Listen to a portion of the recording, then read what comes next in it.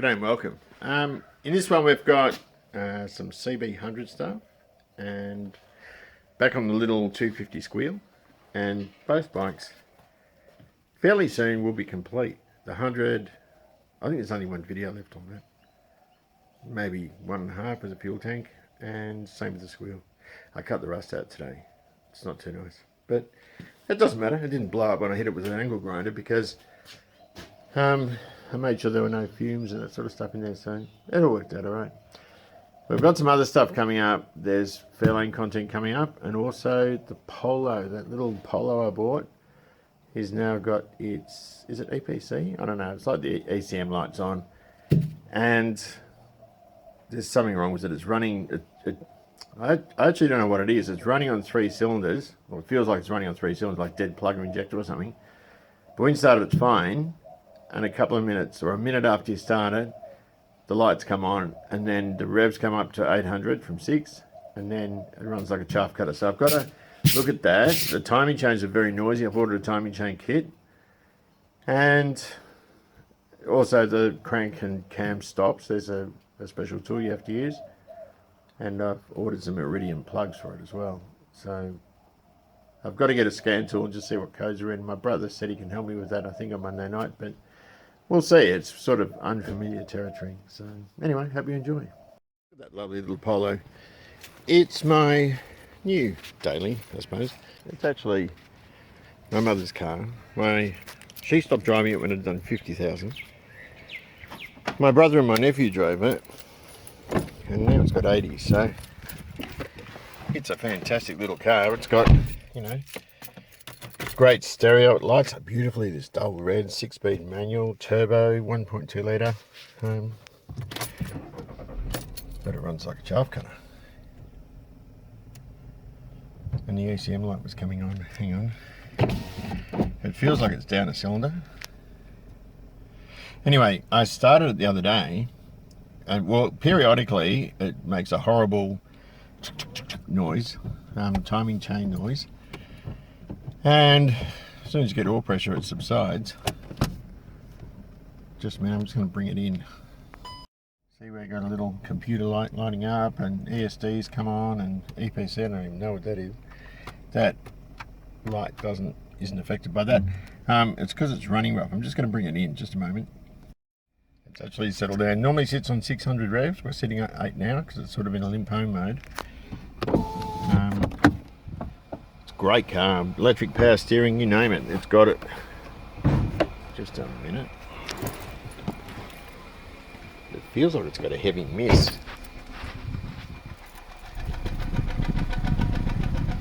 It wouldn't hurt to do the plugs, or at least check them, but normally it runs dead smooth and it's sort of rocking around. Just going to turn it off. But it's not right. Particularly that was all those lights on. Just look at this switch gear. I'm cutting up this insulation because it's all really rock hard and compromised. So I'm just going to running a blade along there.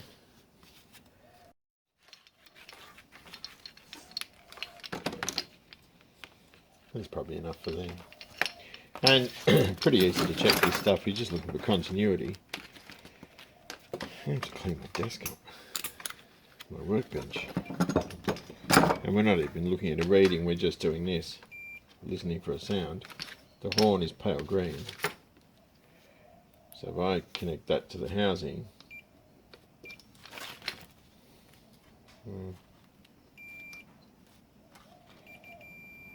it's kind of sporadic, but it works.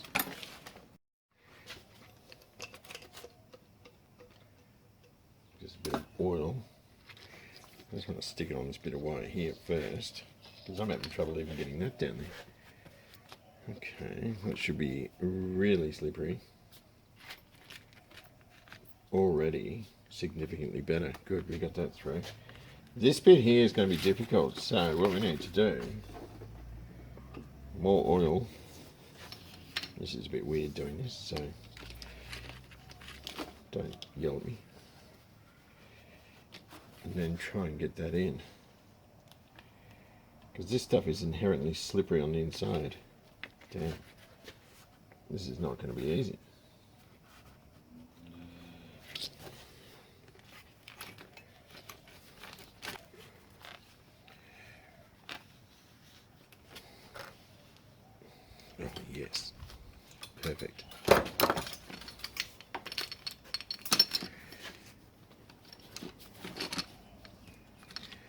blended. Okay, that worked. Albeit a little bit messy, but it doesn't matter. So we'll take all that off, tape and so forth. The wire, oops, making a little mess. Some of them, that pale blue one needs to come through a bit more. And the orange one. And we are done. Look at that, guys. Perfect. So I'm just going to wipe this off and I'll heat it up and shrink it down. Right, I will try this. Press the horn. Good. I don't know which is which. Blue and orange are the indicators. That will be neutral.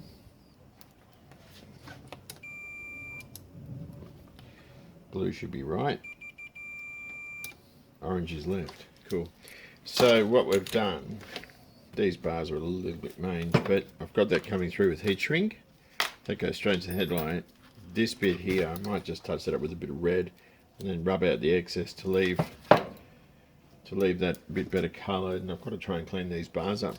I would have replaced them, maybe, but they've got this weird slide, like throttle slide thing with cables come out there. It's actually quite a tricky thing. So I've got to clean these switches up and do the same thing. We've got to, take that off. It's all cracked and horrible, particularly this one. That's the front brake switch. I wonder if that works. Let's try this. It's a little micro switch. Damn, that shouldn't work already. I haven't done anything. Hang on. Oh, of course, yeah.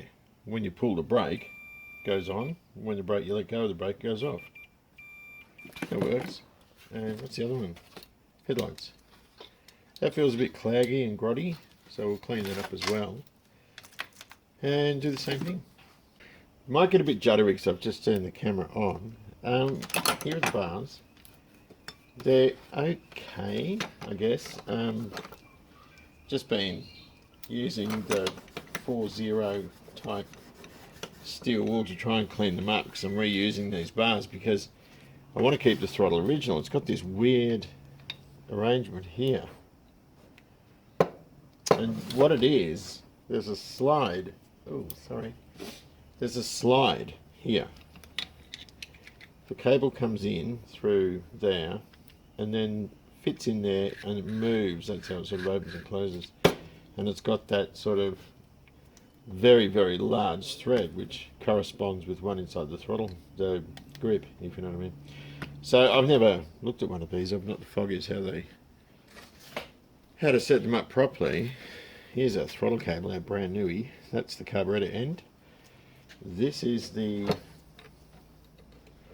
business end, which I'm assuming you push. Does that slide or not? The hell do you get that out?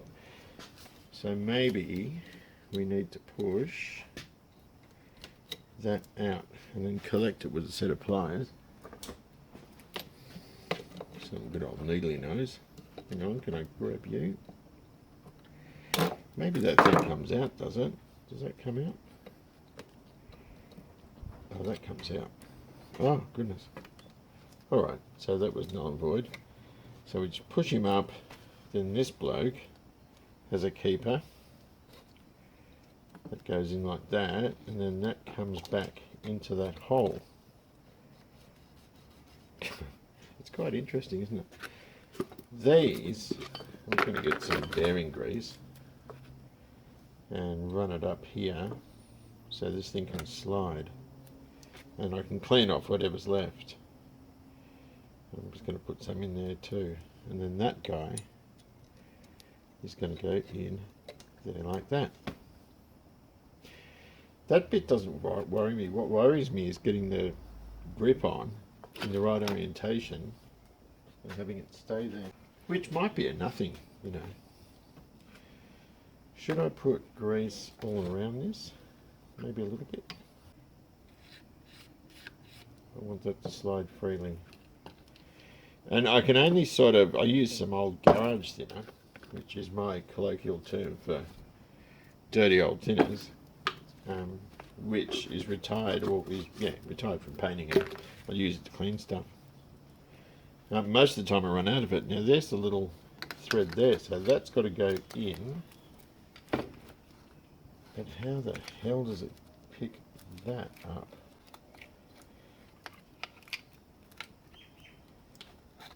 How does it pick that up? So it goes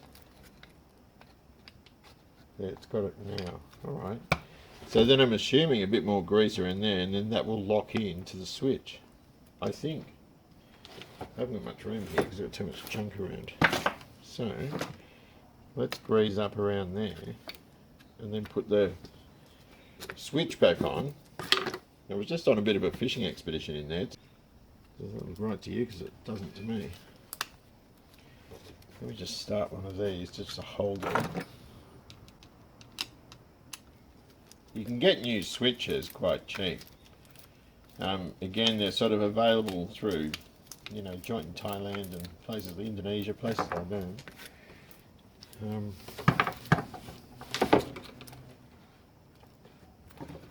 Seems to be working. I just want to make sure it's right before I nip it up.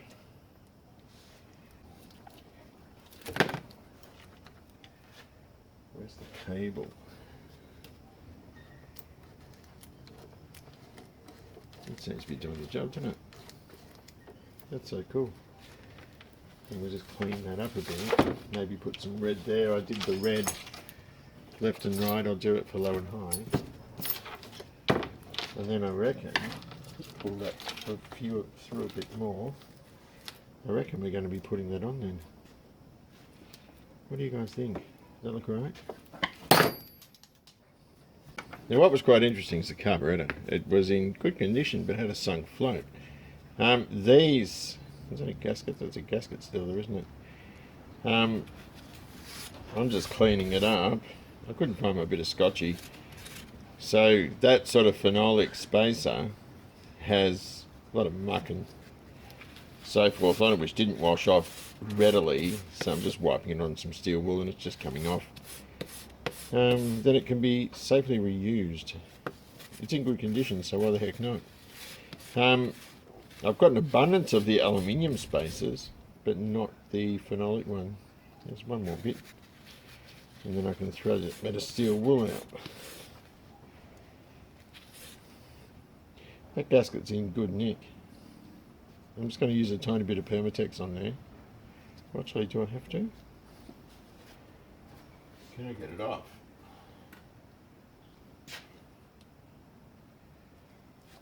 Just take it off. Because I do have new gaskets that I can use. Not a bad idea. That's probably asbestos. Not a bad idea to what is it? Check that it's flat.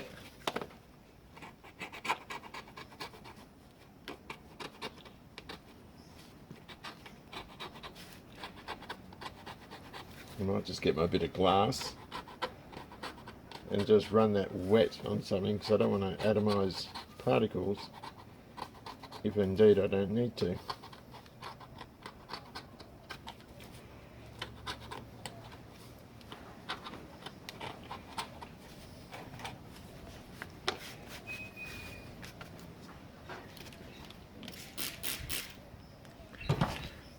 It can go in the rubbish.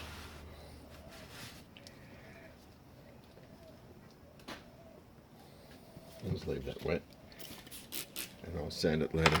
Now this carby, let's have a look at this. Okay, this had a problem and I tried to do it on the old video and it didn't work. There's the new parts, here's the old one, and I had my arm in the way when I watched it back. You couldn't see the extent of damage. This has a hole and you could squeeze it and it was squirting. Look at that. That's fuel. And I don't think it leaked. I put it in water and there was no bubbling, but it sounded like it had fuel in it, and it did. So this is a replacement. They're like 20 bucks for a pair. Everything on this bike was 10 bucks, right? So for $10 each, you get a new float, a pin, and a needle and seat, or the needle, sorry. And it looks identical. Looks to be in beautiful condition, and when you shake it, there's no sound. So I'm just going to take the bowl off and stick this mother sucker in. Now, damn, what I've got to do is balance that guy. I'll have to check the float level, so it's balancing him there. I'll drop that in. I think I've got it the wrong way. I think it goes the other way. I did have this the wrong way.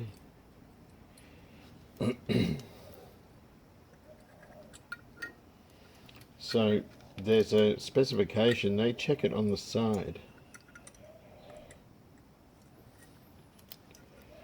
Carburetor on the side with 0.1 clearance. It should be 24. That is 26. So if I push that down,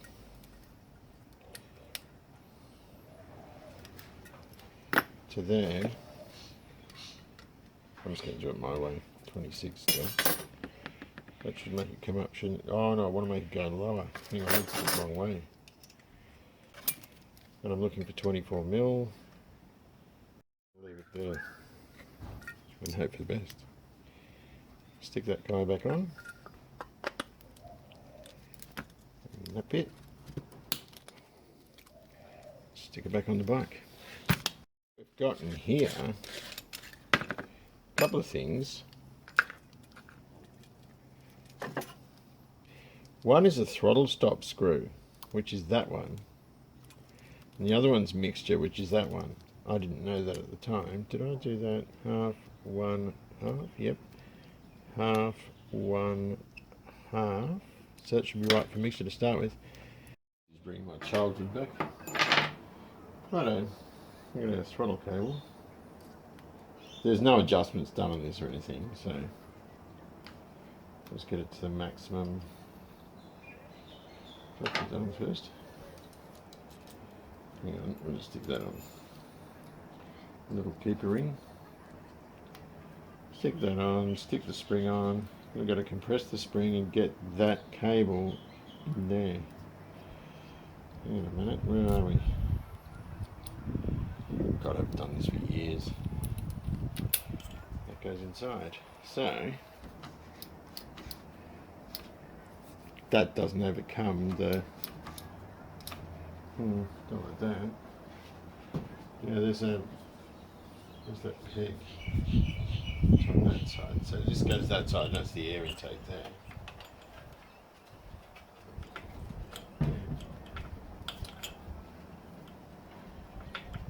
Where is it? It's over there, isn't it? It still doesn't feel 120%, you know.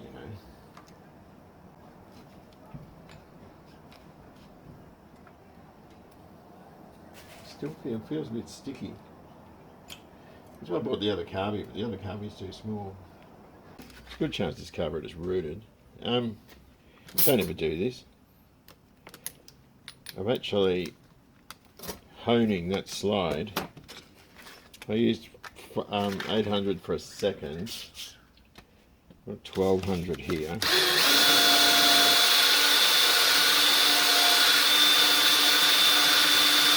I'm just doing that. And all I've got is a socket with a bit of electrical tape, just to get a thousandths off it. Do you know what I mean? Let's go see if this fits. Take that off again.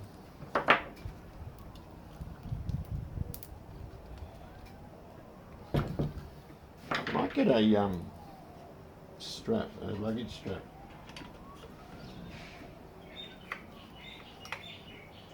It does hit a sticky bit.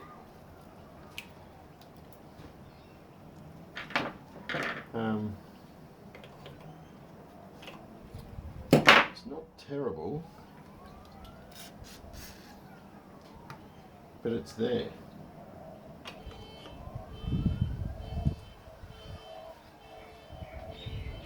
just ever so slight. So I might just give that another very, very quick hit. I would think the main reason for it, this has probably been dropped or burred. I've gone around the outside a little bit, just to make sure there's no burrs on it, but something's misshapen. So it's probably trashed that, but not a wise idea, but I'm going to do it anyway. A little bit more fitting out on this thing. The front brake cable's in. That uses a much smaller wheel. That's got to be blasted and made look nice because it's all horrible. It's the original one. It uses a much smaller wheel than what you normally would see because of that wiring coming out of the brake switch. It has to clear it.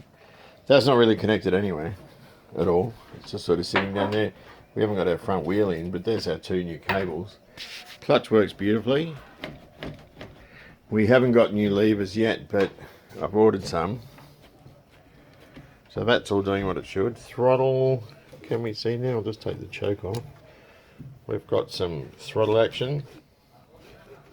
That was sticky, as we saw.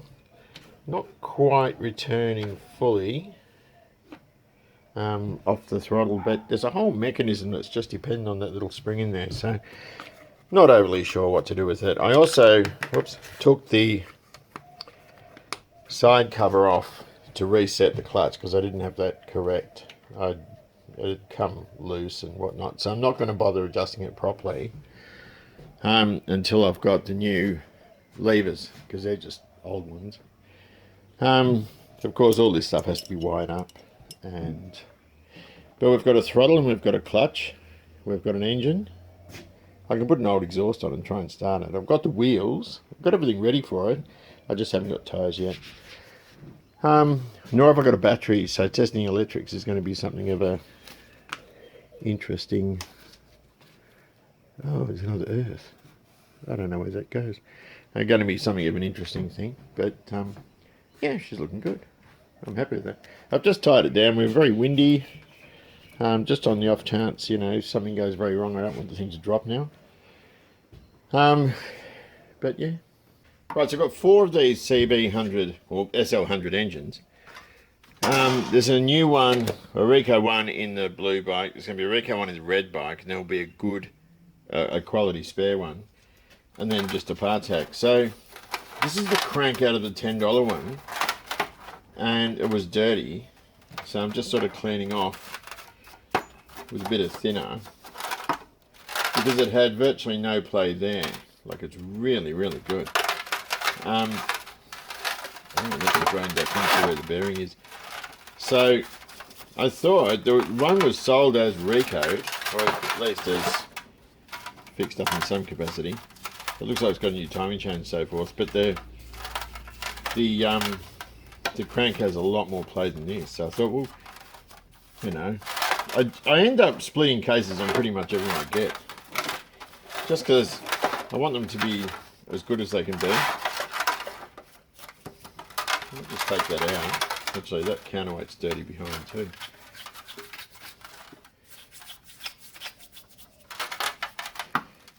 So I've also picked a really good piston.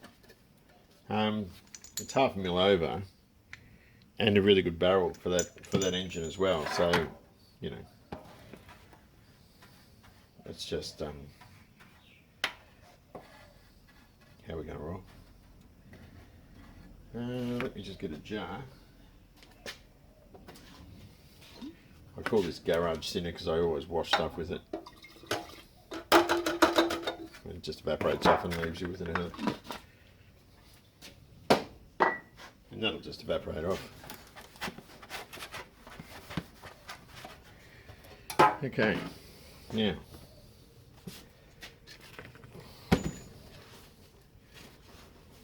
this is cleaned up so well. I do have to I'll shoot some brake clean in there. I've run out though. I do have to clean out in there because the pin isn't quite going in. There's a lot of gunk in there. So I'll look at doing that. And once I've got the crank clean to the point where I'm happy with it, well, then I'll split the other cases, because I've already got the cases that all this is going to hydroblasted, so it's all nice and clean. But I won't go into like everything in this because I've already done it. It's like my 1500 Cleveland rebuilds on YouTube. They lose their shine after a while, and let's face it, a lot of people don't like bike content either. Just pulling this reconditioned engine apart, and not very reconditioned. Look at this. Damn. That's not recode. Well, if it was probably just the center gasket, the case gasket replaced, and they've forgotten about this stuff. So in the bottom part of this, you can see we've got a broken tooth. The Kickstarter shaft does look to be slightly better than the other one that came out of that $10 engine, but so far the $10 engine, I'm using the cases. I'm going to use the gearbox out of it because it's in better condition, and the crankshaft, which is the entire bottom end. So, you know, I mean, it doesn't matter. You can't judge a book by its cover, right? Oh, but not lose that. Actually, where did it go? Did it go on there? No, it's got a thrusty on it.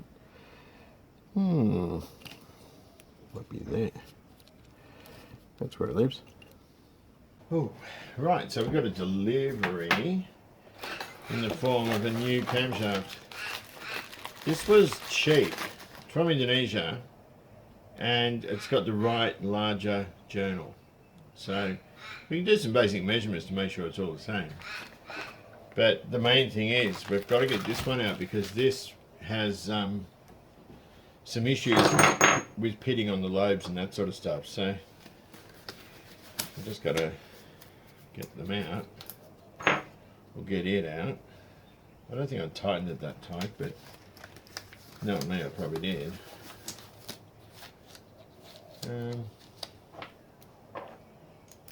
Okay.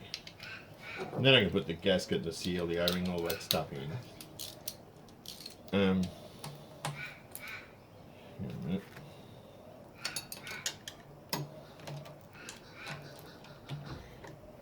Most importantly, we do not want to drop bolts. Let's just stuff this down here. I slacked off the chain.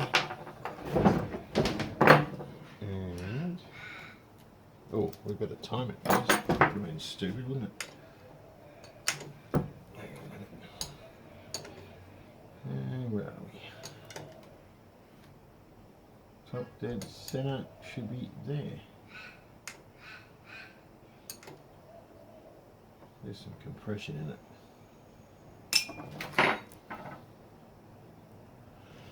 Oh, that'll do. Is that that 0 at the top? Yeah, it is. Alright then, let's just do this.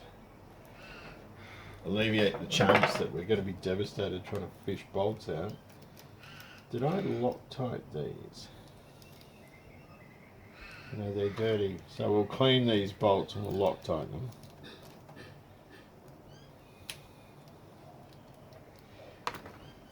And see how we go. I'm going to derail the chain. Would have been just easier to wait until we got the new one, but I thought it was coming at Christmas time.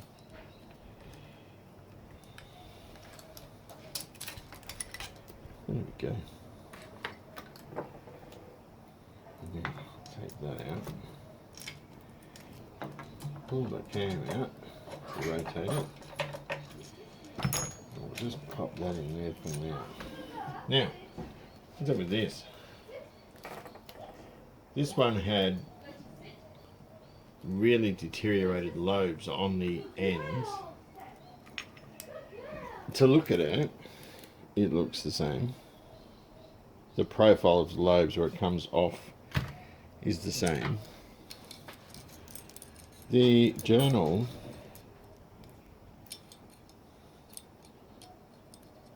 hang on,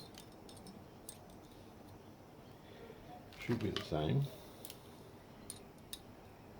Perfect.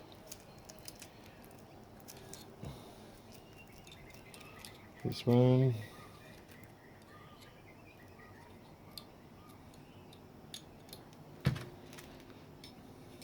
Beautiful. It was like $70 delivered. What about the lobe height? I should be using the wrong tool, but I can't be bothered getting the bloody garage.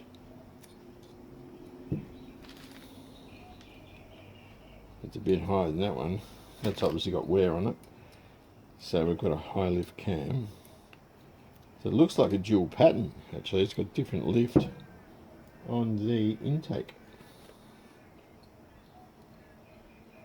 It's got about another almost millimetre of lift. So we'll lube this up and we'll stick it in the same way we pulled it out and time it like we did before.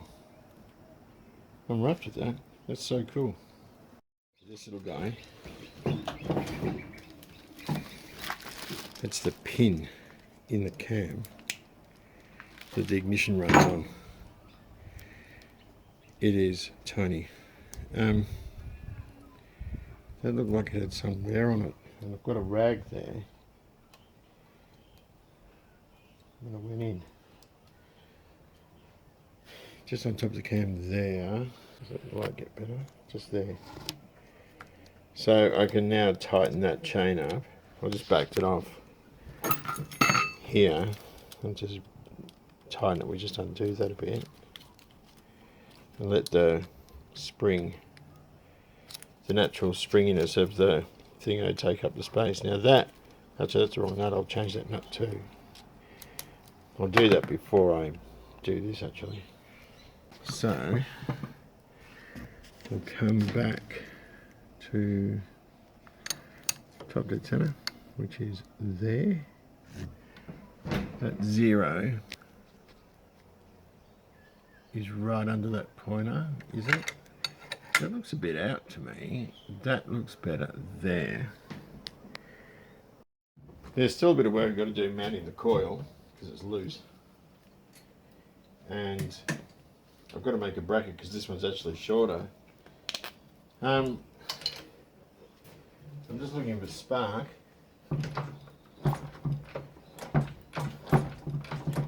Which I haven't got. I'll probably need a battery for it. I'll just turn the ignition key. Oh. Yeah, I have. I've got a spark. Look at this. I can't show you, but it is sparking. I saw it in there. This Kickstarter is fouling with the case. So I might have to grind a shoulder off that corner there because it's coming up and hitting it. That's alright. At least I know about it. So I'll put that back together. I've got to fabricate some little bracket thing for there to keep it nice and good. And I can put oil in it. You can actually get these points plates very inexpensively. Don't know if I'll bother. I'll just tie that up and tidy this wiring up. But all the wiring's accounted for now. Rectifier, I just haven't got that earth in. I don't know where it goes. I don't know, I'll figure that out. Oh, and I've got to do these too, but I'll wait until I get the battery for that. That's the only reason we need a battery. So that's on. Oh, that's loose too. Off, on, at least I can see. There. Good. I'm surprised because there's no actual kill switch on it, which I'd have thought would be law, but this is 1969 or 70 or something.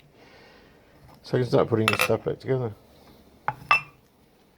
I've just started, the sun keeps going away and coming back. I've just started buffing that's the front guard for the Zeal, the squeal. And it's a bit dull down there, but that's what we're sort of aiming for. And it's got all these different colours. Oh, come on, son, it's going to be on a cloud. Damn. There's all different coloured fleck and everything in it. Rosie's making fun of me. Right, so I put the front wheel in. Now, here's a couple of things. I've only just painted the centre of that disc as a floating disc. I haven't even measured it. I don't know. I haven't painted the wheels either because I don't know how easily I can get that line. I mean, I can try, but the alloy has got some corrosion and I've just sort of steel wooled it, done my best with it. and the forks. I've got to do something with the forks as well because they're not great in terms of finish. So I decided to put it together so that I can roll it. And it looks really, really nice. So before we put it on a permit or whatever, I would be inclined to replace the discs and replace the tyres and put a chain on and sprockets. But for now, I'm going to leave it with the original discs and original tyres, even though the tyres are knackered. If you look at them, they're a bit cracked and a bit horrible. Just means I can wheel the thing around. I've got to put that shock on. And I've sent the barrels off today to be bored with those oversized pistons. That means the engine can go back in. Once the engine's in, of course, the bike's finished. We don't have to buy any more parts for this. It's pretty much the way it is. It's pretty much done. Rear hub, that's not painted. That's just washed with a bit of clear just thrown on it to make it look nice. Of course, the lovely plated bolts. They'll just sit there because I'm not putting the sprocket back on it yet. It's just a way to put it back together to a point. Although I am inclined to put new brake pads in and redo the master cylinders. This rear master is actually quite cheap to get with the reservoir. So sometimes they specify 91, 92 and 98, 99 are different. But I think on these things they might be the same, I'm not sure. There's the rear wheel. Again, we're not doing anything marvellous with it, just giving it a bit of a spruce up because it was such a mess. But even now, it isn't terribly good. Well, my daughter's left her stuff here. Now, so far as these are concerned, the piston rings came for this one, 0.5 over. So I've just got to work out what I'm going to do about the head. I've got the piston, that's all finished, but virtually. We've got spark here, we've got lovely new wheels with a new set of Pirellis on them, and they look absolutely beautiful. I can't put them in though because I need to, they're the same type, oh, they're a bit different, the front and rear. I need to, I haven't got the brake pads, the brake linings. So once I've got the brake linings, that can come off the table, wheels on, centre stand, and the bar that goes under here with the foot rests on it. And then we start it up. Now, as far as the exhaust is concerned, we've got two systems, and they're both stuffed. They're not very attractive at all. The mufflers are quite badly rusted. I think I paid $10 for that one, and the other one came with the bike. But they're not much good the way they are. I did find these on special. These are CB100, and they've got the right size pipe on the end there. And they're a beautiful classic shape. I think these are going to look fantastic on this bike. The only problem is I might have to paint the engine pipe black or cast iron or something. Being that this is a left-hand one, the brand naming Thai exhaust pipe part limited is going to be at the top on one of the bikes. Probably not this one, probably the other one. I don't care. It's a lovely shape.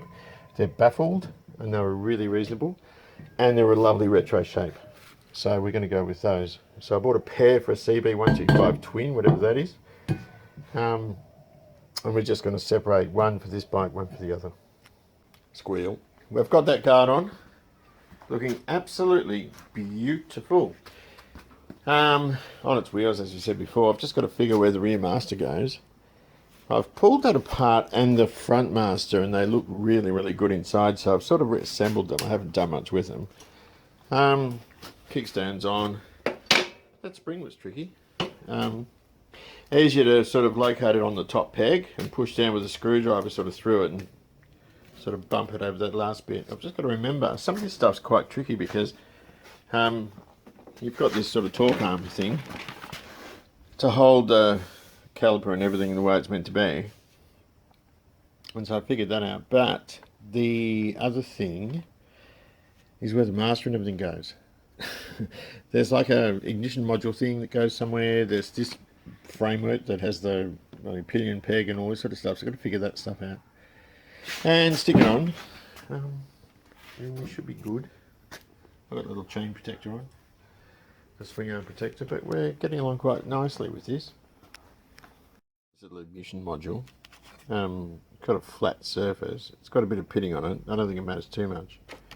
Put it somewhere clean. I'm using this. Use it on microprocessors on computers, and just spread a bit around. That's probably sufficient there, and that will work its way all around, if you know what I mean. It's like it's just a heat shrinking paste or heat sinking paste that will act to take out any or excess heat from the module and stick it into the heatsink. And the heatsink's got a fin on it. You don't get an awful lot in each syringe. That's about it for that one. It's dirt cheap stuff. You just get it online, but computer folk use it all the time. So that's enough, and that will just sit there. Let's go that way. I better go to the bike and have a look. And there it is there. You can see underneath it started oozing out. That's how we need it. I must say I'm very happy with how this little Zeal's going. I'm just sort of working out where everything goes. There's a hydraulic couple of brackets. I think they were behind the fairing, I'm not sure. Might have to modify those just to hold that brake line. Things like this aren't in yet because I've got to see when I sit on it, you know, where I want the bars and this sort of stuff.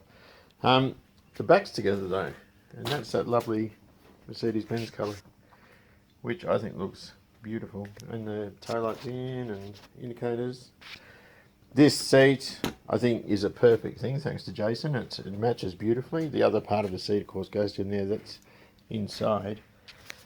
I might have to repaint these. That's when I touched, and of course I dropped them. But they match that green beautifully. I've got to fix this latch so you get access to, hang on, the toolbox and all this sort of stuff in there. There's a little storage compartment. There's a latch under there. That cable was the one I had all sorts of trouble getting out when I first got the bike.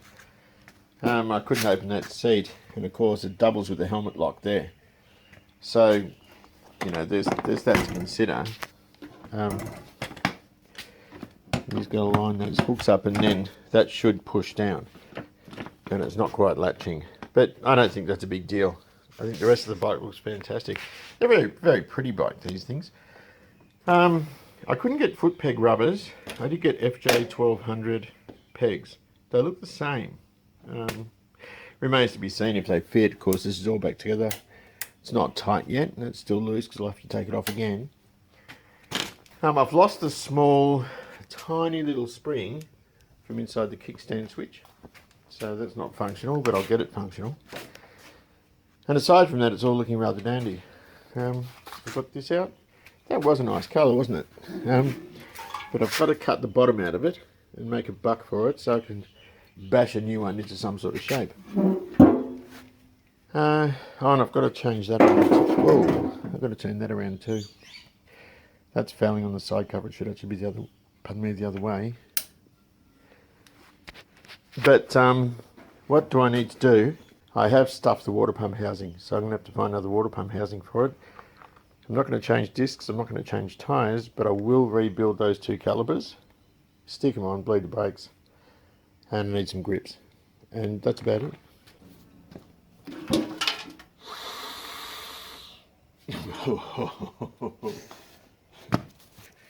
No, this doesn't smell at all. I was just being silly there. But to prove it, we're about to cut the bottom out of it. What I've got to do, because this is affected all up to there, but on one side, because I think it was just when the bike was on its centre stand. Oh crap, hang on. Right. And it's just the most bizarre shape, so it's not going to be an easy gig. Should I just come across like that, do you reckon? Well, just hope she doesn't blow up.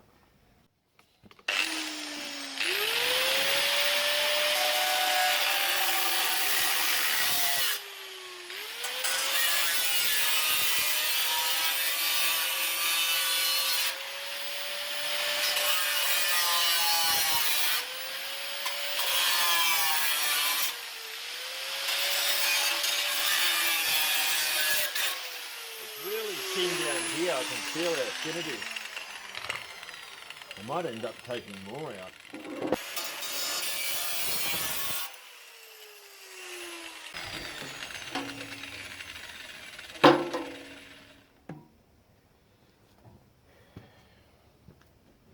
Pretty typical of rust actually, because you can have rust and you've still got, you know, some fairly solid steel, but it goes in pits. That being the last one there. So that's a nice little template.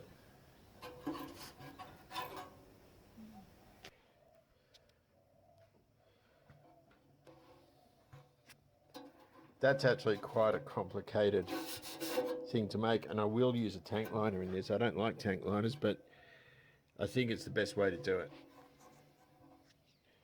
So we'll use that to make a buck, not $1, but make a metalworking buck to create that patch. And it's as I said, it's quite a complicated patch to make, but I don't think it's going to be too bad. And if it looks slightly crappy, I don't think that matters much either. But I do need to get in there and clean all this up. Got this little fella out again. Of course, one piston we took off. The barrels, as we've said probably a couple of times in this video, are off getting bored. Hopefully there's no complication there. And we're going to change the clutch and all sorts of other stuff on it. So in the meantime, I'm just going to literally clean it up and just give it a blow over with some paint. It looks like the same sort of colour I mixed with the 750's engine as well. So I'll dust over that. I can put the clutch on, I can put that sprag back in, and well, it's already on, the starter idler, sorry, and the covers and all sorts of stuff, and the sump, that sort of thing. Interestingly, the sump gasket that came is that one, and there's the oil pickup. Let me just pick him up. This thing doesn't weigh anything. The oil pickup and so forth is here. So they don't have, on the original gasket, it sort of came right across, if you know what I mean. So I've cut another one. I've just got to tidy up those holes. And I'm going to use that because I don't feel confident with this one. I would have thought it's probably better with like Honda Bond or something and alloy to alloy because the surfaces are very straight aluminium. So anyway, it doesn't matter. It is what it is. Thanks very much for watching. Enjoy Classic and I'll see you soon.